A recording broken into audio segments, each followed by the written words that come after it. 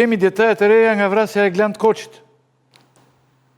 Çfarë kemi, kush e di më saktë nga ju, Klodi apo Tanoxha? Tani është vetëm Ose e dini barabar? Proceduriale, pastaj le të vazhdoj tani, Prokuroria e Tiranës ka kërkuar leje në gjykatë për bërë kthyrjen e disa kompjuterave që janë sekuestruar në zyrën e autorit të dyshuar të ngjarjes Armand Shakaj, sepse pavarësisht se ka dyshime të forte që Gland Koçi mund të jetë marrë peng dhe më pas vrarë dhe tentuar për të zhdukur trupi për shkak të aktivitetit në kriptomoneda, pra si korrier në kriptomoneda, ka dyshime të tjera edhe sa i përket përfshirjes në call center. Dhe për këtë arsye, prokurorët kanë kërkuar kthyrjen e këtyre kompjuterave për të parë nëse realisht kishte një aktivitet në call center dhe kanë ushtruar kontrolle po ashtu me urdhër të prokurorisë dhe të policisë në disa ambiente ku dyshohet se ishte ngritur ky aktivitet i paligjshëm. Dhe vetëm pasi gjykata të jap autorizimin, sepse ka një vendim gjykatës kushtetuese që duhet një vendim i gjykatës përpara se të bëhet kthyrja e pajisjeve kompjuterike, atëherë do të kthyrë nga ana e hetuesve dhe prokurorit me qëllim që të kuptohet qartë motivi i ngjarjes. Pra ka të bëjë përfundimisht me kriptomonedat dhe lëvizjen e llogarisë që kishte Gland Koçi, i cili ne e dim tashmë e kemi sqaruar me detaje mënyra se si u zhduk pa gjurmë, si u mbajt peng në zyrën e Armand Shakajt në një ambient përballë drejtorisë policisë së shtetit, fakti që ai u dhunua dhe qëllua me plumb pas koke, më pas që u hodhi një humner në Cerujt e Elbasanit e tjera me radhë, por pikërisht sa i përket motivit, prokurorët dhe hetuesit nuk janë të qartë. Pra ka dyshime njëkohësisht, e kam thënë dhe më herët në studion tuaj, si për call centrat, ashtu edhe për kriptomonedat, edhe pse pista më e fortë që prevalon ka të bëjë me portofolet e kriptomonedave.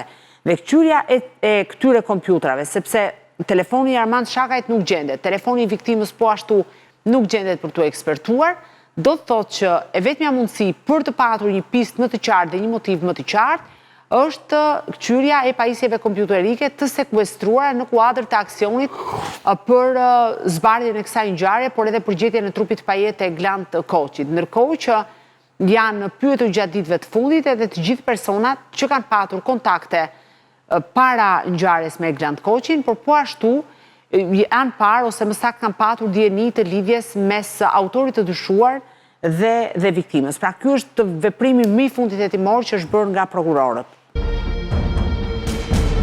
Mund t'i bëj. Ju qëndroni asaj që keni po, zoti Hoxha? Po më bërë përshtypje kjo, ky takimi që ka bërë kaq problematik me Monika Kryemadhin, mbas seancës fundit. Sepse me sa diun të paktën kur unë kam qenë prezent. Kemi qenë në kafe, ju, avokatët e zonjës Kryemadhi, zonja Kryemadhi, unë që jam denoncues të ajo çështje, pra s'besoj që procesit i vjen në një e keqe, pse jeni ulur mbas një seance në kafe. Aq më tepër kur ju sapo e parashtruat, thatë që fati i tyre është i lidhur bashkë, nuk është. Pra, divorci është jashtë procesit, në procesat e janë të lidhur bashkë. Dhe kjo më bën përshtypje, kaq shumë të ketë ndikuar çfarë drejt takimi keni bërë, domethënë që ato të tjerat që kanë quajtur takime të rrezikshme, ky i fundit që ka qenë aty brenda. Nuk ishte takim, në fakt nuk ishim në takim me zonjën Kryemadhi, ishte rastësia që unë shkova tek ai restorant, se thashë kam poshtë zyrës dhe unë atje drekoj, nuk është se shkova unë dhe kishim në takim. Zonja Kryemadhi ishte brenda aty me dy mikeshat e saj dhe ne jemi takuar rastësisht, por nuk më vjen shumë keq nëse është kjo arsyeja dhe qetmetja që ka zoti Meta. Unë ja kam vënë duke gjithmonë që unë me zonjën Kryemadhi takohem, me zonjën Kryemadhi bashkëpunoj, sepse çështja do bashkëpunim dhe pa një bashkëpunim me zonjën Kryemadhi, ne nuk mundet të rekordojmë dhe nuk mundet të bëjmë një mbrojtje efektive. Dhe zoti Meta këtë e di shumë mirë, kështu që nuk e di pse nëse ai mendon se mund të ketë një komplot ndaj tij. Kështu që nuk di çfarë them zoti Hoxha, sepse ju e dini, keni qenë prezent gjithë këto 13 muaj, unë jo vetëm anën profesionale, po dhe anën njerëzore me zotin Meta, kam qenë shumë korrekt dhe madje kam qenë shumë kristal në pikpamja e qasjes me të. Kështu që besoj se nuk jam të di shpjegim, një definicion të saktë.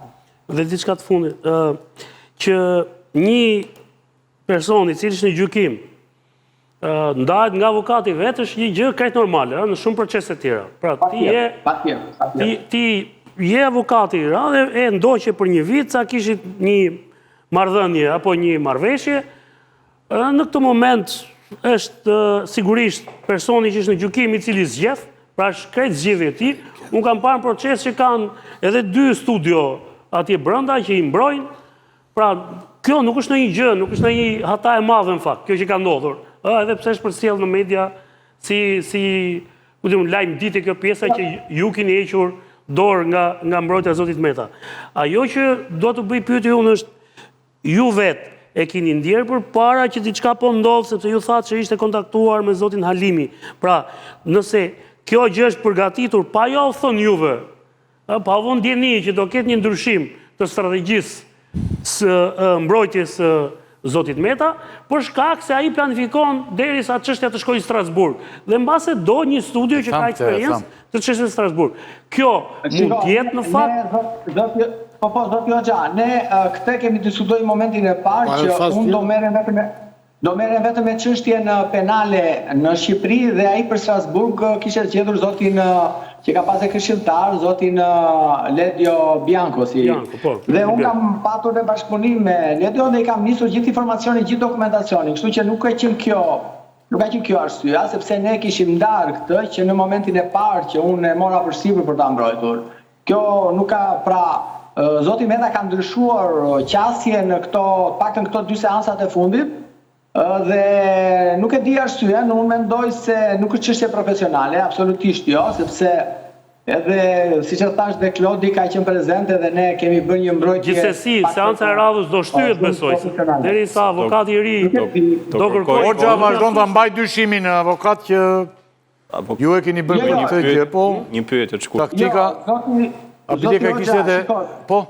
Zoti Hoxha, shiko, do të kuptosh, është një moment shumë delikat. Po, avokati i ri do kërkojë kohë që të njihet me dosin, se çdo se voluminoze. Është një moment shumë delikat sepse unë kam parashtruar edhe kërkesat pasi bëra parashtrimet kundër atyre të akuzës prokurorisë. Unë fakt kam parashtruar edhe kam bërë dhe kërkesa për dëshmitarë dhe arsyet dhe qëllimi pse duhet thirrem dëshmitarët, dhe ta jeni dhe ju, kuptohet. Dhe është një moment procedural shumë i rëndësishëm dhe një avokat tjetër besoj se nuk do rregullonte gjë se sa të prishte punë. Kështu që ju e dini shumë mirë, njihni mirë sistemin si funksionon. Është një moment shumë delikat. Ne jemi në fazën ku po përfundon relatimi zëja Kryemadhi do filloj thirrja dëshmitarëve, kuptohet. Kështu që nuk kishim ezauruar atë pjesën e parashtrimeve dhe kërkesave për dëshmitar. Zoti avokat, mund të bëj një pyetje? Keni dieni se kush mund t'ju ketë bërë ato fotografi, se duket nga mënyra si janë bërë fotografitë sikur ju po ruheshit ose po ruheshit nga dikush? Jo, nuk është se po ruhem. Ato kanë qenë momenti që ne kemi dalë nga dhe po takoheshim, po jepni dorën, po diskutonin jashtë derës së restorantit. Dhe kaq, nuk është se po ruheshim. Unë thash, unë kam punën aty, më njohin gjithë dhe njoh të gjithë. Është poshtë dyrave të mia direkt dhe nuk është se ruheshim, se s'kishte pse të ruheshim. Jo, po ruheshit nga dikush për t'ju bërë fotografin, po them, se ju me zonjën Kryemadhi jeni takuar edhe tek lokalit e prokuria të klasit. Fotografia mund t'ishte bërë dhe aty, po them.